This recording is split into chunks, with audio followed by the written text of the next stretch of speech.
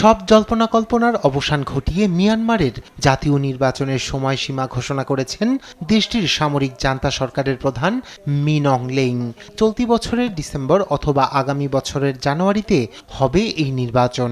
2021 সালে অভ্যুত্থানের মাধ্যমে ক্ষমতা দখলের পর এই প্রথম নির্বাচনের তারিখ ঘোষণা করল জান্তা সরকার। বর্তমানে রাষ্ট্রীয় সফরে বেলারুশে রয়েছেন তিনি। সেখানে স্থানীয় সময় শুক্রবার গণমাধ্যমকে জান্তা প্রধান জানান, এবার মিয়ানমারে অবাধ ও নিরপেক্ষ ভোট হবে। এরই মধ্যে 53টি রাজনৈতিক দল নির্বাচনে অংশ নিতে তালিকা জমা দিয়েছে।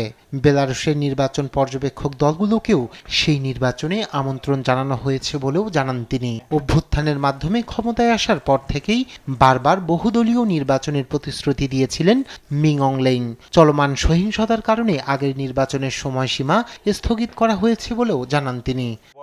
এদিকে জান্তার অধীনে কোনো বৈধ নির্বাচন হতে পারে না মত রাজনৈতিক দলগুলোর।